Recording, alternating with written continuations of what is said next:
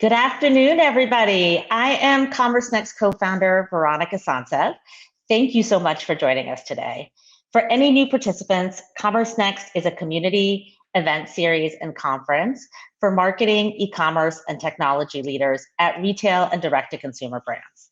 And on behalf of my fellow co-founders, Scott Silverman and Alan Dick, I want to welcome you to today's webinar. Our topic is maximize sales and loyalty through seamless omni-channel experiences. Omni-channel services have grown in popularity since the pandemic. According to McKinsey, 60 to 70% of consumers research and shop both stores and online. And over 1/3 of Americans have made buying online and picking up in store or curbside part of their regular shopping routines. So today we're going to look at how to create a seamless omni-channel experience for customers.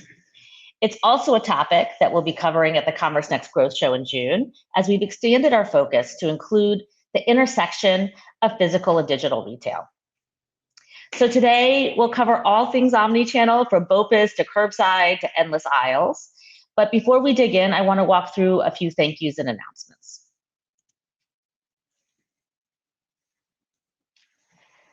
So first of all, I want to thank Fabric, our webinar sponsor. It has been a pleasure to partner with Fabric on this webinar.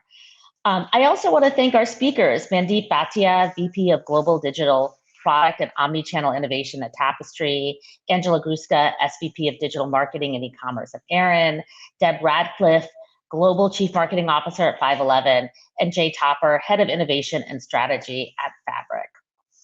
I also want to thank our team members, Maeve, Robert, Scott, and Alan, who've all behind the scenes here to make the webinar a success. And of course, I want to thank you, the audience, for tuning in live and joining us today.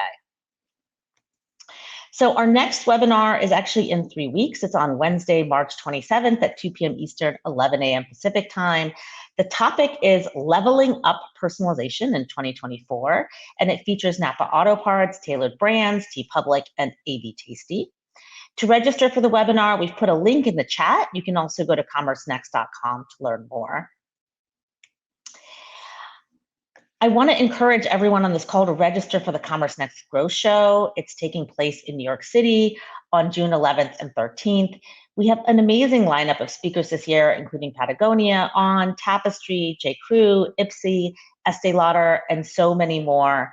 It's going to be a really great event. If you're interested in joining, we've added that registration link into the chat again, or you can go to commercenext.com to learn more. Now, if you missed any of our past sessions or you want to brush up on any topic that we've covered in the past, our YouTube channel has a wealth of information. Just go to youtube.com/commercenext, and you can see all of our videos available for replay. And then, of course, speaking of videos, and especially if you liked our webinar last week, we have some additional video content. It's a bonus on-demand webinar on CTV content creation tactics, and it's with Redcon One's CMO, Ryan Monahan. Ryan also provided an exclusive connected TV content engine handout in the recording for some quick and impactful content creation strategies. So if you're interested in exploring connected TV, want to learn more about how to make your connected TV content better, this is a must-see, and we've added a link to the chat. Now, I'm going to walk through a few housekeeping items. For those of you who've been here, you already know we do record this webinar. We usually make it available by the next day. So if you missed anything, don't worry. You'll be able to watch the replay starting tomorrow. I'm going to quickly walk you through where everything is on the screen, and then we'll go into the presentation. So the main panel for interactivity is actually on the right. You'll see there chat, Q&A, polls, and handouts. Now, chat is where you tell us where you're calling in from. Hint, hint, hint. We love to know where you're dialing in from and keep you engaged. You can interact with other audience members. You can give shout outs to the speakers. But if you have a question, we really encourage you to use the Q&A tab. And that's because the Q&A tab has some additional functionality. In the Q&A tab, we can actually upvote the questions so we can see which questions are most important to the audience and make sure we ask them to our speakers. Now, later in the webinar, we'll have some polls where we actually ask you questions. And the actual poll will come up live on your screen as a pop-up, but if you want to see the final results, that's in the polls tab. And then finally, in the handouts tab, in that section, you'll be able to download the slides from today, as well as the handout from Fabric on how to choose the right order management system. And of course, for anyone who's watching the replay, you can find that handout in the bottom of your player. So today's agenda, we start with a presentation by Fabric on how to maximize sales and loyalty through seamless omnichannel experiences. Then, of course, we have our audience polls, and then our panel discussion with Tapestry, 511, Aaron, and Fabric. So now it is with great pleasure that I turn the stage over to Jay Topper, Head of Innovation Strategy at Fabric. Welcome, Jay. And thank you for all our prep calls. And thanks also to Deb, Mandeep, and Angela for joining me on the panel. And a special shout out to Rajiv, who helped me put this deck together over the last couple of weeks. For a little context, this is week 2 for me at Fabric. Last week was at eTail. And this week I'm actually in the Grand Canyon with my wife. So I really while I started full-time beginning of last week, I really start full-time on Monday without any distractions. In fact, the picture on this title slide is a selfie I took in my house. I have a chart behind my wall in my kitchen area, and it's the best I could do on short notice. I'm going to go a little bit into my background first, because while I am working for a e-commerce and OMS SaaS provider now, one I've come to know really well over the years, I'm a career retailer.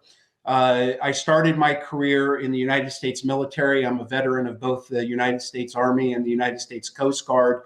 And my last 5 jobs, just really briefly, I was with Shock for 4 years.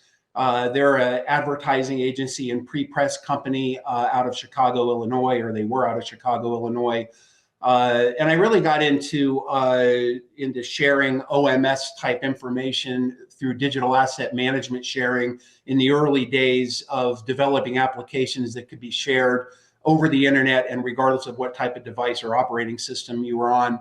I went to Rosetta Stone. I was the first CIO there, and I ended up my last couple of years managing the post-sale consumer and all the coaches and the language learning inside of the application and through our IPO. From there, I went to Vitacost, which is a healthy living food and dog food and cruelty-free makeup and vitamin and supplement company. We were bought by Kroger, so I spent a couple of years at Kroger and Vitacost. From there, I went to FTD. My first 2 years there, I was CIO and CTO. And my last 2 years, I took over all DTC responsibilities when we went into duress and out of duress. And we were, the floral businesses were bought by Nexus Capital. And I owned all the DTC functions there and also went through a significant replatform. And then most recently, I was at Chico's FAS, which was a fantastic job. With a fantastic board and just fantastic people. We were a publicly traded company until early January when we were bought by Sycamore Partners, and I, along with the other C-levels there, departed the company the day of acquisition. And that brings me around to Fabric. So when I was at Chico's, I went on a journey with Fabric early on around their OMS. I've always looked at order management as strategic. And I'll talk about that a little bit more in the deck. And in addition to their e-commerce platform, we went off of an old legacy ATG platform. And in about 18 months for the OMS and 12 months for the rest of the platform, we relaunched one of our 3 brands onto the new platform, and it was wildly successful. I got to know their product team really well, their engineering team really well.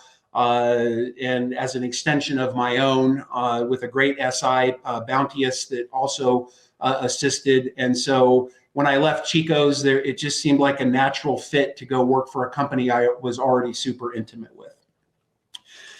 Seamless omnichannel experiences, why are they important? Sometimes I look at omnichannel as a little bit of a legacy word that stores introduced when they were introducing digital channels. I also like the word connected commerce here. But regardless, is at the end of the day, a customer has certain expectations and they're bouncing between this physical and digital. And it's not just stores, it's catalogs, versus social acquisition channels. It's phone calls versus chat to customer service. There's just this myriad of impressions and contacts that you have with the consumer. And at the end of the day, that if you could give that consumer a magic carpet ride as they bounce in and out between these different channels, you're much higher to stimulate loyalty. And we'll talk about where some of these problems can occur if you don't have that in a moment. And to me, it all starts with the brand. So a lot of people start with things like fulfillment and inventory, but at the end of the day, with all of these touch points that you have, millions and millions, and in some cases, billions of touch points, is realizing in a very personalized fashion, whatever your brand promise is, or whatever the retailer's brand promise is throughout the entire ecosystem, is what helps create enduring customer relationships. If you start to have different pricing, different messaging, different photography across all these different impressions and touch points, you can start to lose the customer. And in a digital world, especially, if you lose the customer, you're just one click away from them going somewhere else. So really, to me, this is all about the brand and bringing that brand to life and being super consistent with that brand promise across all these different channels. If you want to break that down a little bit more, we can look at it into three main buckets. The first bucket is marketing, and that's really where a customer has the first exposure to a brand. That could be anything from a billboard to a TV commercial to a Facebook ad to a paid search, SEO, whatever that happens to be. The consumer is exposed to your brand, and sometimes re-exposed to your brand again and again and again. It can be a catalog across all these different channels, having that consistent brand message. The main goal of marketing, whether it's brand marketing or performance marketing, is to stimulate enough interest to enter into the store. And then you move into the store, and you have many different types of stores, as everybody knows on this call. You have physical stores, you have your e-commerce sites, and clienteling and virtual selling is starting to make a lot of inroads in the consumer journey now, where you have a personal shopper that's assisting on a one-to-many basis, many clients, where you want to make that sale at the point of intent. The goal of the store, I could argue, is to complete the order, and that's a successful store. So you have marketing's job is to stimulate more and more qualified traffic, whether that's new or existing customers. The store's job is to convert that traffic and to have people add more and more to their basket. So traffic, and then you have AOV and conversion. And that then leads to the order. And in a lot of companies, the strategic aspect of omni-channel stops at the order, where you have carts and you have pricing and you have product and product descriptions, and there's an intense amount of focus put on those commerce experiences. But for us, looking at that order when you first make that relationship with the customer is really where the work begins. And if you go to the next slide, if I go to the next slide, this is where this is from the customer's view. So the customer has been exposed to product and price and brand in some fashion. The more personalized that experience has been, the better. Certainly when I worked for Chico's, when you walked into a boutique, and I know 511 and Tapestry have similar personalized experiences. When you walk in there, it's a very boutique experience. They know who you are often, and they cater to what you are looking for, trying to bring that exact same experience online to stimulate that customer's interest. It's always humbling to me when a customer puts their credit card information in, either on the store, online store, or inside of a brick and mortar store, and they've actually made that commitment to purchase, and they've given you their information. They've made a commitment to create a relationship with you. And at that point, when they've crafted that order, that's where the work begins. And now it's the responsibility of the brand to fulfill that order and fulfill all the post-order activity in a manner that meets or exceeds the customer expectations. And this has to do with things like where the product is going to be shipped from, where it's going to be shipped to, and then all the different aspects of support after the order.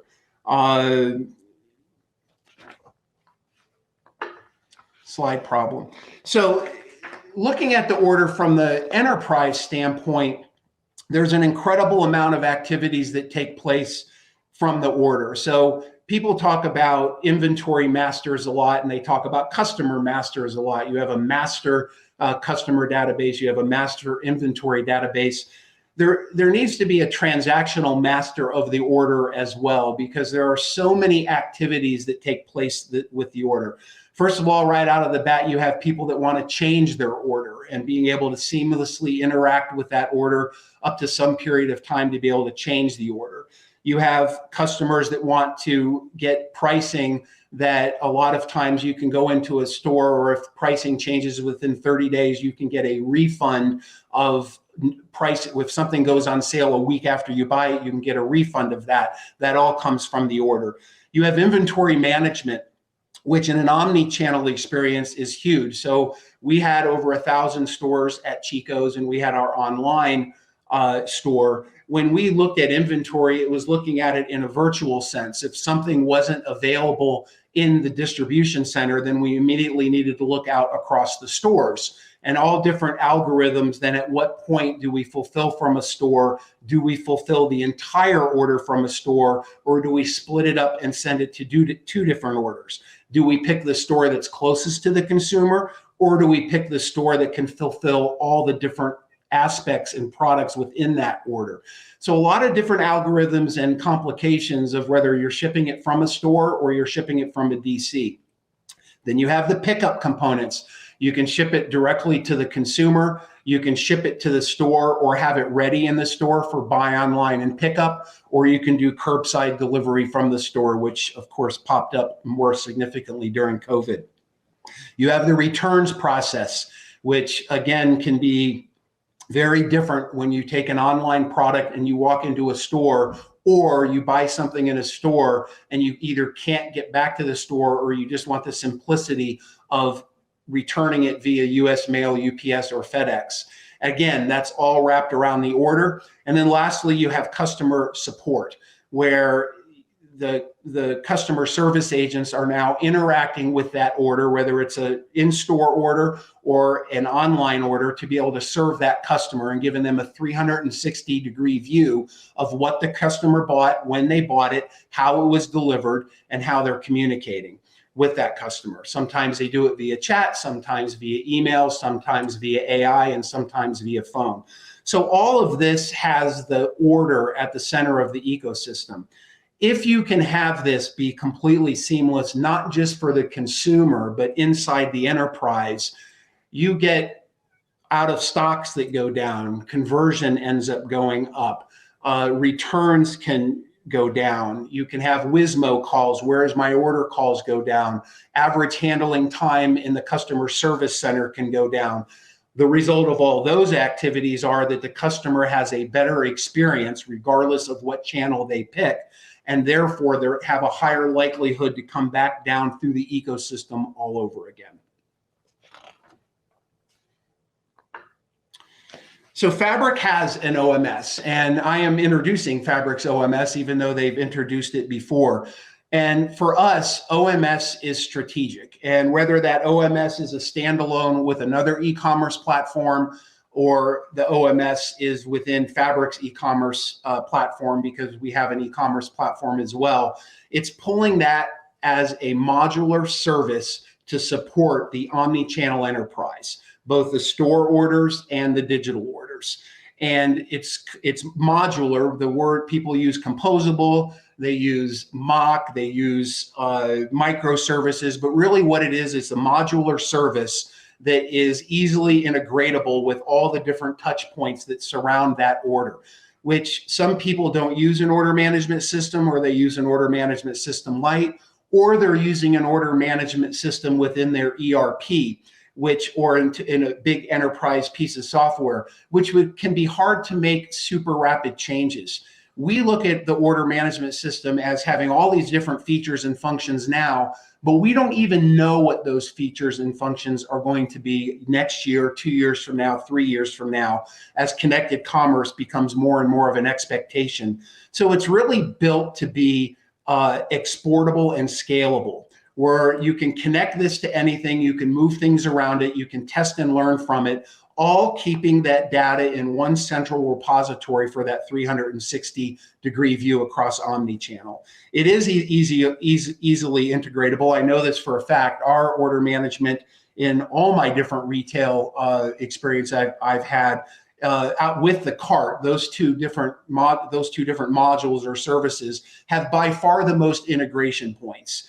And so having something there that's easily integratable, where you can make changes on it in sometimes hours or days instead of weeks or months, where technology isn't the long pole to make those changes, becomes more and more critical. Having accurate inventory across the entire ecosystem in near real-time fashion, so the next person that comes in and buys isn't impacted by a lag of inventory accuracy.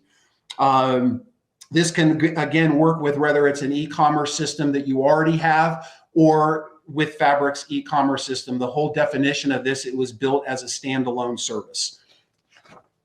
And then lastly, a little on Fabric's story themselves.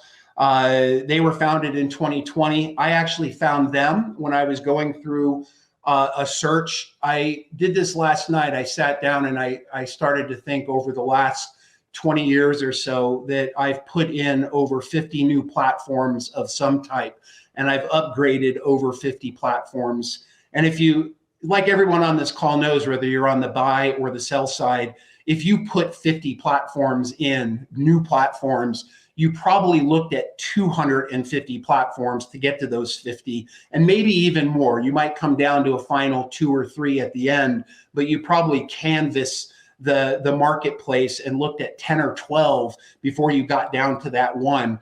And we chose Fabrics because they saw OMS the way we saw OMS, and all the things we were trying to do around same-day delivery and BOPIS and customer service. It was months and months and months of development versus putting something in that we could just toggle a switch and do it super quickly. We are really well funded. The customer base is growing. A new CEO who I've come to know a lot over the last 6 months came from Salesforce Commerce Cloud and is super familiar with the space. I can't say enough about their product and engineering teams. And then their OMS launched. We launched that last August or so, and it's created 1 million orders and housed more than double that when you consider the omni-channel experience. And then at the very top of the dot there on the far right is My Arrival. And that's it. That's kind of omni-channel retail through the lens of OMS from my view. So with that, I'll turn it back over to Veronica. Awesome. Veronica.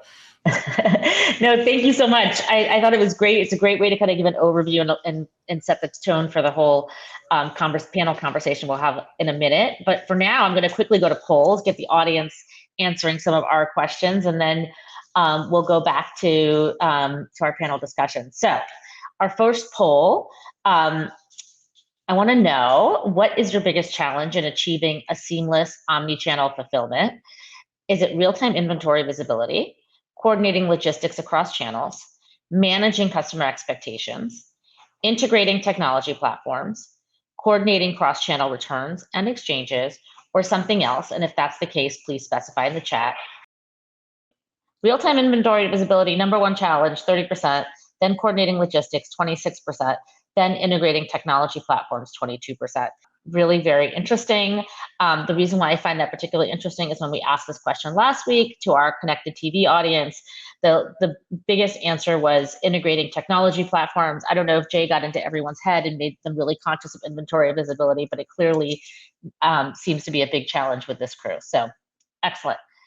Our next question is, which omni-channel services do you offer customers today? And you can select more than one here. And I realize that this is not completely comprehensive, so pick as many as I've made available here. But A is buy online, pick up in store, which is our BOPIS. B is curbside pickup. C is ship from store. D is same day delivery, either direct or via Instacart or DoorDash or Uber. E is endless aisles, which is making online inventory visible through store associates. F is buy online, return in store, or Boris. Or if you're just starting out and you're still exploring what you want to do, none would be the right answer. So you haven't turned on omnichannel services yet. This is great. It looks like you guys do a lot of different things. So obviously, the largest one right now is buy online, pickup in store with 22%, followed by a tie between ship from store at 17 or 18% now, and buy online, return in store, also 18%. And then the others, I guess, same day delivery, this 11%. And none. A lot of people are just trying to learn and figure out how to turn on omnichannel. So this is really great. We can go ahead and close that. And then the final poll question is really related to our next webinar, which is on leveling up personalization on March 27th. So this webinar is going to be moderated by Scott Silverman, and the question we have is, how optimistic are you about your ability to improve your existing on-site personalization? And this is, really a scale running from very optimistic to very pessimistic. So A would be very optimistic, B is somewhat optimistic, C is neutral, D is somewhat pessimistic, and E is very pessimistic. This is a pretty optimistic crew. It looks like 26% of you are very optimistic, another 26% somewhat optimistic, 42% are neutral, and only 5% is pessimistic. So it seems like everyone feels like they can improve on their existing personalization. Wonderful. So with that, I would really like to bring the panel up and start our panel discussion. Hello, how are you guys? Oh, wait, we're missing, what happened to Jay? Did we lose him? Getting him back. All right, there he is. Wonderful. He's there. We're all here.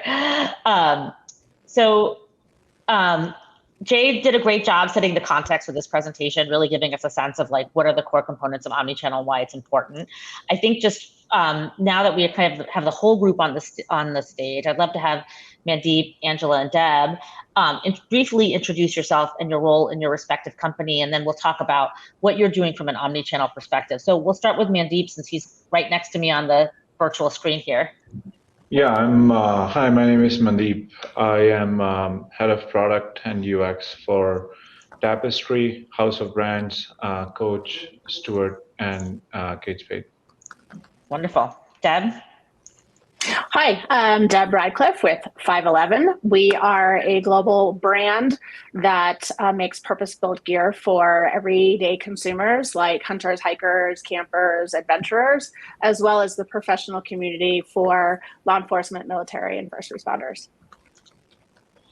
And Angela. Hi, I'm Angela Gruska. I lead digital marketing and e-commerce at Erin. Erin is a luxury lifestyle brand led by Erin Lauder, built around the premise that living beautifully should be effortless. Our assortment spans everything from home decor, tabletop lighting, fashion, and beauty. Wonderful. Now, before we kind of dig into the nuts and bolts of omnichannel, just so that, and we were very intentional with this panel. So one of the things the audience will see is you have companies that here represented that have, a small number of stores, like in the case of Erin, and companies that have a large number of stores, like in the case of Tapestry, and in between with 511. And that was intentional because we wanted you to have the perspective of people who are in different places on that omnichannel journey. So I'm going to start with you, Angela, and kind of go in the reverse order. If you could just talk about, from a high level, what are your omnichannel offerings at Erin? Sure. So our footprint is a bit smaller, as you had mentioned. So currently we have 2 stores, and we're about to open up a third in LA. It's going to be our first year-round store. So our current stores are located in Southampton and Palm Beach. So they're more of seasonal offerings. Currently today, the way that we're utilizing omnichannel, or I guess how we're executing it, is from more of, I would say, a manual perspective on the back end. From a customer experience perspective, it appears to be seamless and unified. So we're really here to meet the needs of our customer It's a luxury customer. They have very high expectations, and customer experience is everything to us. So the way that we're currently operating today is we're shipping from store. We've set up some workarounds. So when there are orders that do come in and we don't necessarily have inventory in the e-commerce location, we are able to route inventory from other locations to fulfill those orders for our end user. Wonderful.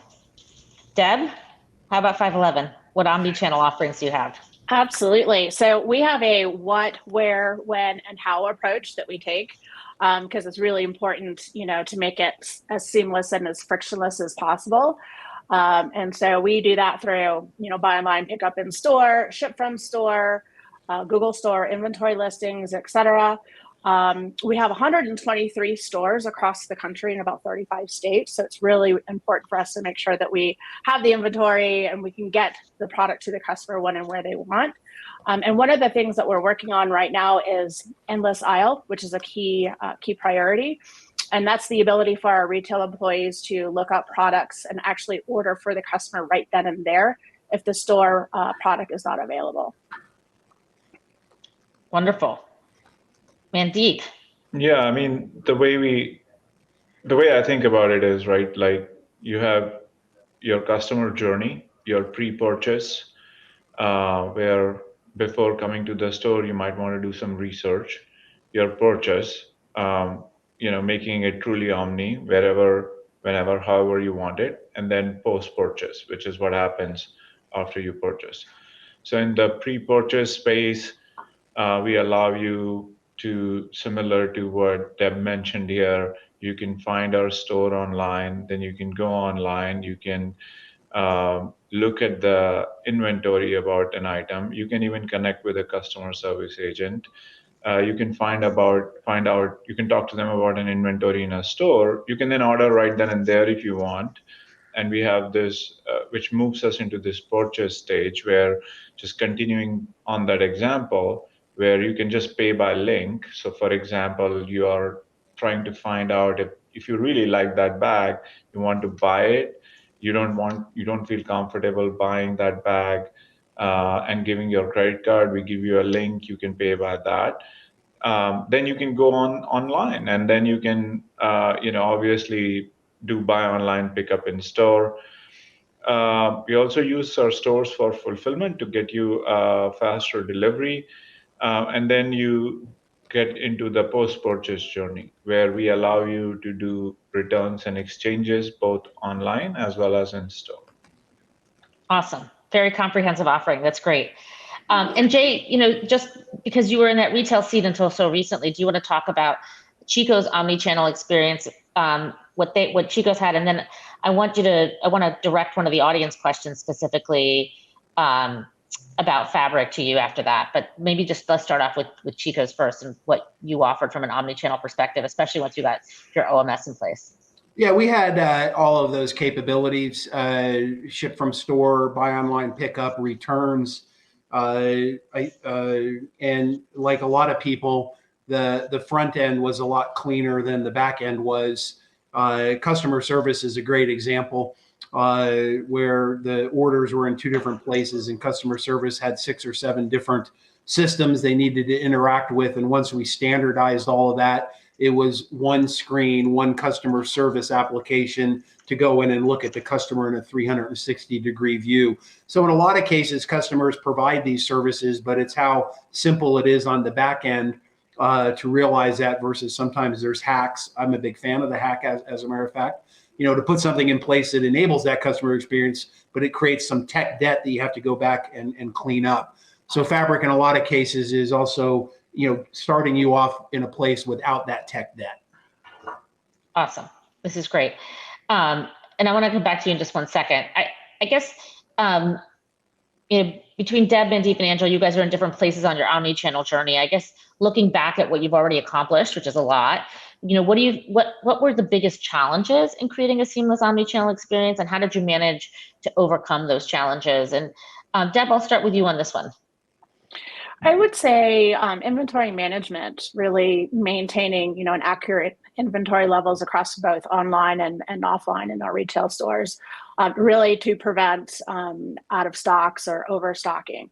And we're still kind of working through that, but that's been a really big challenge for us, and it still continues to be a challenge because we're still working through it. But because we do ship from store, we need to be able to have the retail inventory available online, because to the customer, it doesn't matter where it's coming from or where it's shipping from. And so we've done a pretty good job of making sure that when a product actually sells out, we have a notify me button that allows the customer to be notified should they want to purchase that item when it comes back in stock. Got it. Very much, and Jay kind of mentioned the importance of that, so it ties right in. Mandeep, how about you? You've gone pretty far in your omni-channel journey at Tapestry. What were some of the challenges that you faced getting to where you are, and how did you overcome them?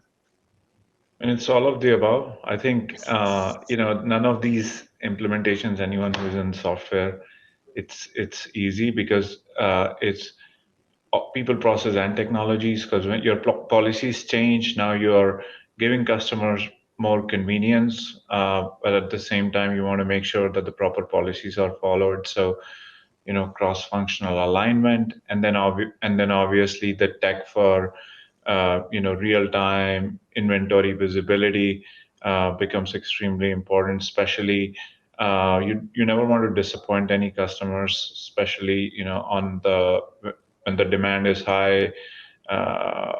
On those days, how do you account for those scenarios? Specific item gets hot, so how do you account for those things? So I would say it's all of the above, but it's alignment and then addressing these tech challenges. Yeah, and I'm guessing part of that, and we'll talk about it as we get deeper into it, is like setting up the right rules. So you don't take inventory out of a store that is selling out of a product or nearly ready to sell out of a product when there's another store that maybe has more inventory.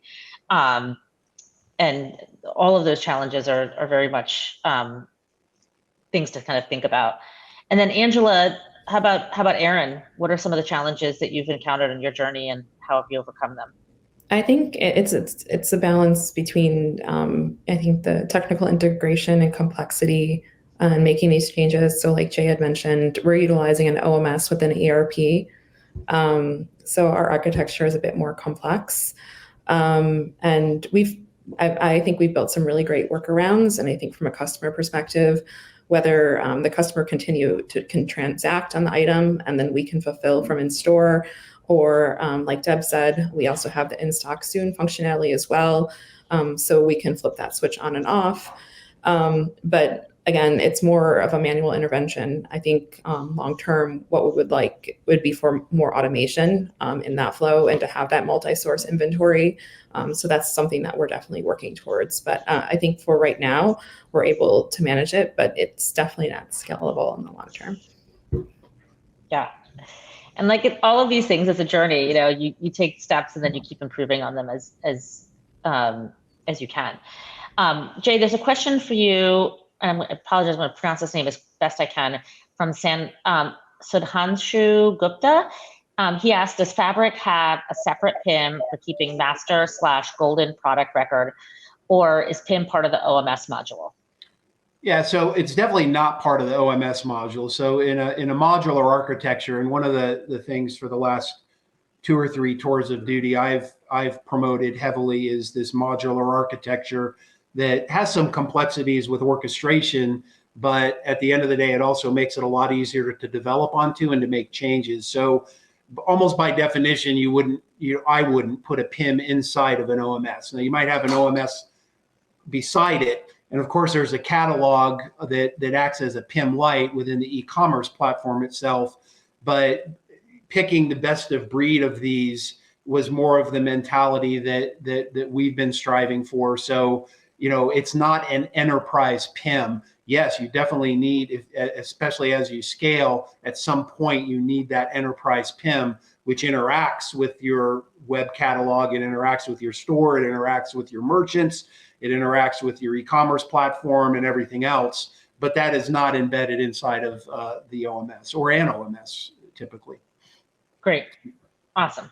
Can I make one comment to your last question too? Yes, please. Because I want to jump on Mandeep started there, and is, I think, a challenge in omnichannel that I've experienced is, and everyone's kind of said it, is that in a digital world, and I don't mean e-commerce because a store has digital components, just thinking of all the data, that it's really breaking down, culturally getting the organization aligned on this type of strategy is super critical, because if you have store technology and e-commerce technology separate, or you have separate data and analytics, or you have separate teams that are serving, not serving in an omni-channel ethos, that can be a big challenge to bring that all into sort of one focus and one company strategic goal, versus if it's piecemeal or siloed, it just, in today's world, it just doesn't work as well as it could have maybe 10 years ago. Yep, absolutely. Absolutely. And I think, when you're smaller, you have some ability to kind of piecemeal and silo things and still kind of duct tape them together. But when you start to get bigger, it's hard to scale, especially in peak times. Yeah, technical debt can become a killer. And all of a sudden, it takes months and months to get something done instead of days. And you're right. It can, eventually when you scale, those hacks can be an anchor. Yep, absolutely. Awesome. Well, my next question is, I want to specifically focus on buy online, pick up in store, and curbside. And I'll start with Mandeep on this one. Obviously these services are becoming part of customers' regular shopping routine. That's grown tremendously since the pandemic. How have your logistics and fulfillment strategies evolved to accommodate these two omnichannel services, for lack of a better word? I think we already have done that, right? So I don't think that. Well, what did you do with what have you done with your logistics and fulfillment to accommodate that? What did you have to do? I mean, this may be surprising, but from the very beginning, even in the pre-COVID era, and now we live in the post-COVID era,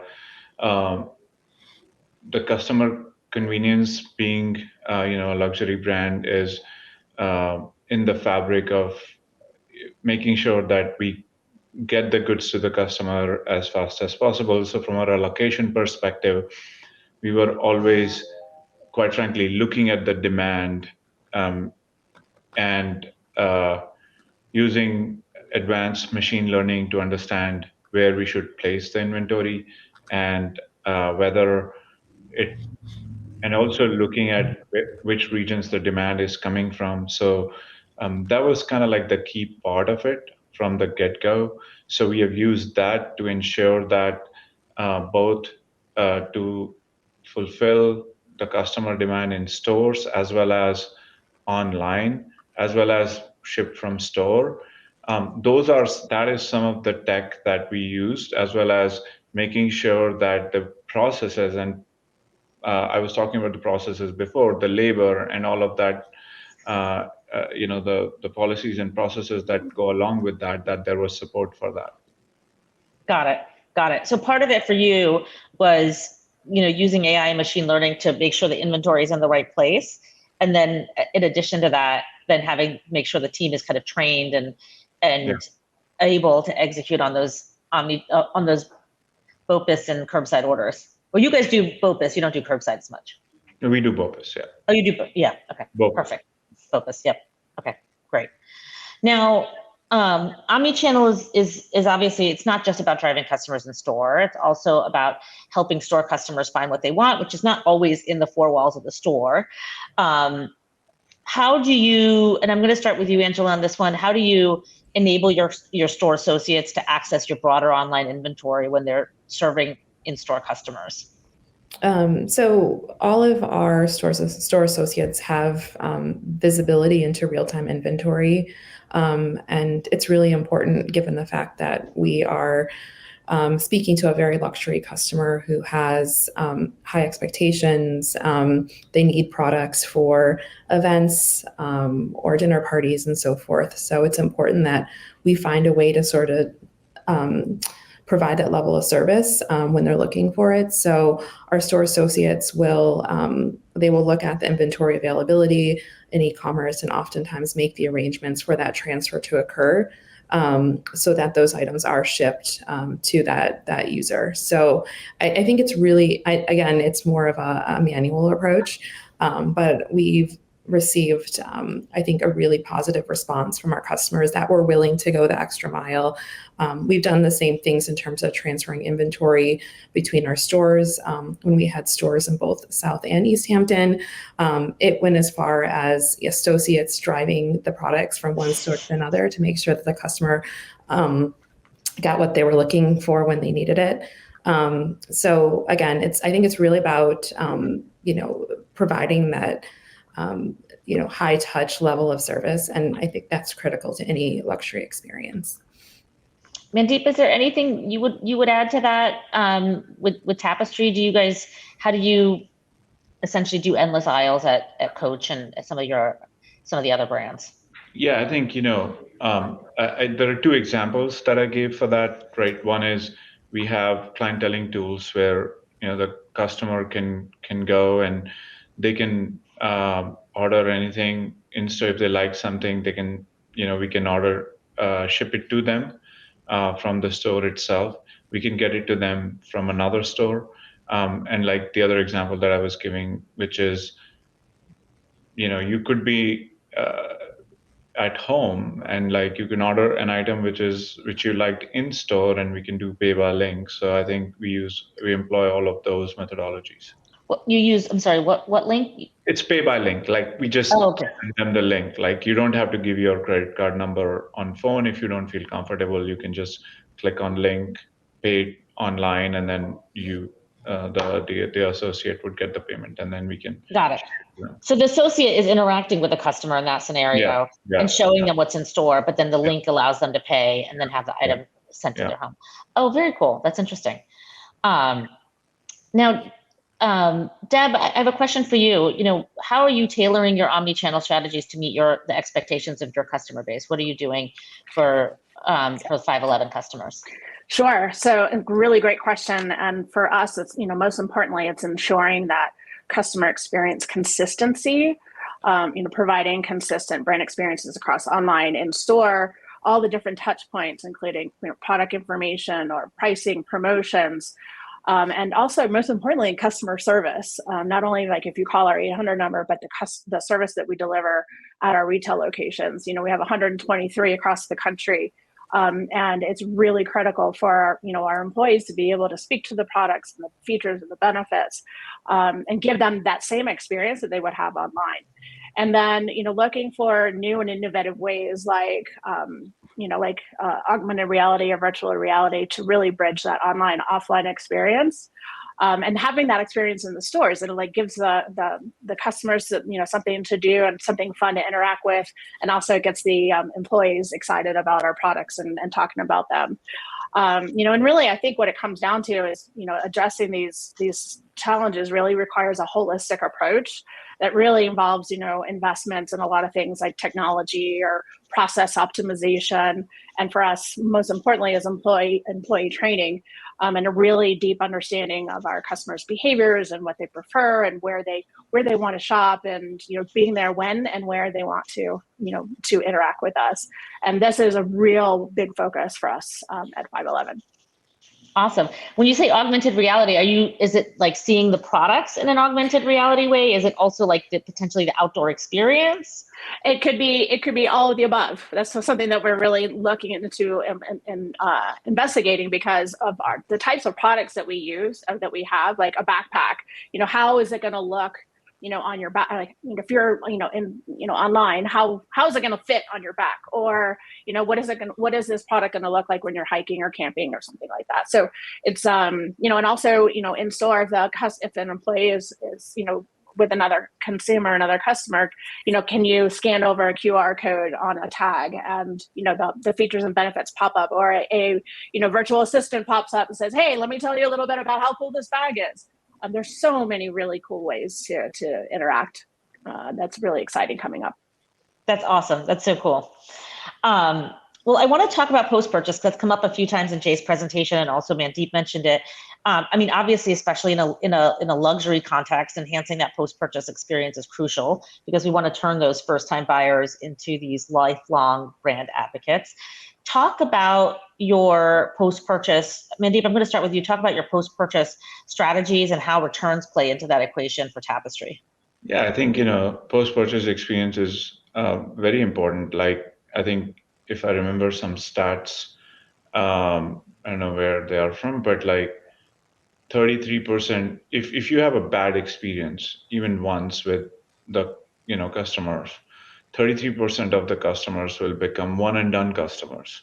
So it's extremely important to make sure that you have a great returns experience. So when we started, I would go 2-3 years ago. You could always go back and return in stores, but if you wanted to return online, we would also ship you a return form, which you would have to manually fill. Now, how many of us to actually even remember where the box goes and where the form is? Unless you are one of those like very prudent ones who is going to ship it back immediately, that box and that form is gone, right? And then the other option that we had was you could either call the customer service or you could download a PDF, and that was a very manual, experience, friction, a lot of friction in there. So what we did was we implemented online returns, automated online returns, self-service online returns, where you could just go. You would have your order that, based on your order number, put the return reason, and then just print the label. And not just print the label, but you could just even get a QR code now. You don't even have to print the label and just ship it. So that's what we did with the returns. And they can ship it, but they can also bring it back in the store. Yeah, they can do both. They can do both. So that was always an option that you could go back to the stores. But I think for us, it's about customer convenience. And quite frankly, like if they go to stores, it's actually much better for us, because we noticed that they can actually buy something else, and generally there are people who can help them. It's about that helping the customer, but for us it's about omnichannel and convenience, like wherever you want it, however you want it, and so that's how we ended up implementing it. Awesome. Angela, anything you want to add there? Anything that you guys do with post-purchase that's important or different? Yeah, I mean, I think similarly, we did launch self-service returns this year, which I think there's been a lot of positive feedback about. But we do have products coming from dropship vendors and so forth. So there are certain products that are excluded from that offering. But I think streamlining that return experience has been actually more beneficial to actually reduce the return rate and then also improve the conversion rate on our site. We're obviously not there yet in terms of return in store, but if a customer comes in and they request to return an item in store, we do not turn them away, of course. So I think that's really critical. And then I think just communication and transparency has been so critical to maintaining and sustaining our customer relationships. So going back to the need for us to transfer inventory, and sometimes there may be delays or it's shipping from store that's further from the customer. We make sure that we're always communicating to our customer that, it's delayed, but it's on its way. I think a little communication goes a long way and in maintaining that customer relationship and building loyalty. Awesome. It's amazing how quickly time flies. I have two more questions. The next one is for Deb. We've talked about the importance of surfacing inventory, and you actually talked about that as part of what you do at 511. How do you surface inventory on your e-commerce site, and how do you do that how does that help in terms of improvement of abandonment rates and increased consumer confidence in making the purchase? Yeah, like we mentioned, we talked about this a little bit before, but because we offer, ship from store, omnichannel inventory availability is critical to increasing things like conversion, units per transaction, average order value. and a cart abandonment as well. But if the inventory is not available, they can't put it in the cart. But we want to make sure that they can get what they want where they want it. And like I was mentioning before too, the notify me is really, if the product is out of stock, is really critical, because that actually gets you the opportunity to get customer data. Maybe it was a customer that was brand new to the brand and they were searching and they couldn't find what they wanted. Notify me, boom, you get their email right away. And so it's a really great email acquisition tool as well. Awesome. Yeah, it makes sense, right? And it's like they already came, they want the product. Why let them bounce and not even get any information? Why not just help them and provide a service? Awesome.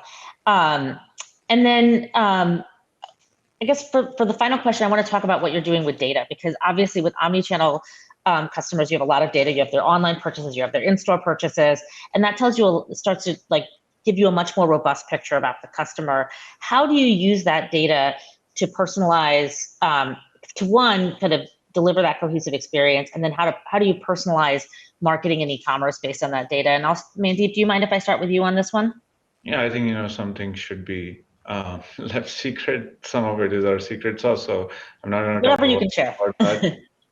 But yeah, I mean, I think I'll answer it in this way, right?